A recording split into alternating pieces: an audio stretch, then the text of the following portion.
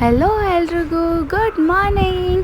ಇದು ನನ್ನ 30 days heart ಚಾಲೆಂಜನ್ನು ಡೇ 5. ಸೊ ಆ್ಯಸ್ ಯೂಶ್ವಲ್ ಬಿಸಿನೀರಿಗೆ ಆ್ಯಪಲ್ ಸೈಡರ್ ವಿನೆಗರ್ ಹಾಕ್ಕೊಂಡು ಕುಡಿದು ಅದಾದಮೇಲೆ ನಾನು ಕಾಫಿ ಕುಡಿದೆ.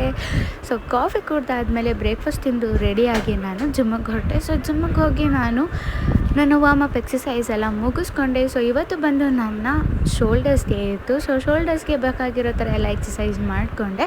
ಸೊ ಇದಾಗಿತ್ತು ನನ್ನ ಇವತ್ತಿನ ಔಟ್ಫಿಟ್, ಜಿಮ್ ಔಟ್ಫಿಟ್. ಸೊ ಅದಾದಮೇಲೆ ನಾನು ಶೋಲ್ಡರ್ ಎಕ್ಸಸೈಸ್ ಎಲ್ಲ ಮುಗಿಸ್ಕೊಂಡೆ. ಸೊ ಶೋಲ್ಡರ್ ಎಕ್ಸಸೈಸ್ ಬಂದು ಸಿಕ್ಕಾಪಟ್ಟೆ ಪೇನ್ ಆಗುತ್ತೆ. ಶೋಲ್ಡರ್ ಮತ್ತು ಬ್ಯಾಕ್ ಮಾಡೋದು ಸಿಕ್ಕಾಪಟ್ಟೆ ಪೇನ್. ಆಲ್ಸೋ ಲೆಗ್ಸ್ ಮಾಡೋದು ಕೂಡ ಅಷ್ಟೇ ಸಿಕ್ಕಾಪಟ್ಟೆ ಪೇನ್ ಆಗುತ್ತೆ. ಸೊ ವಾಕ್ ಮಾಡೋಕ್ಕೂ ಕಷ್ಟ ಆಗುತ್ತೆ. ಆ್ಯಂಡ್ ಶೋಲ್ಡರ್ಸ್ ಮಾಡಿದಾಗ ಕೈ ಎತ್ತೋದು ಅಥವಾ ಏನಾದರೂ ಕೆಲಸ ಮಾಡಬೇಕಾದ್ರೆ ಸಿಕ್ಕಾಪಟ್ಟೆ ಪೇನ್ ಆಗುತ್ತೆ. ಸೊ ಇದೆರಡು ಮಾತ್ರ ಕಷ್ಟವಾದ ಡೇ ಅಂತ ಹೇಳ್ಬೋದು. ಶೋಲ್ಡರ್ಸ್ ಮತ್ತು ಲೆಗ್ಸ್ ಡೇ.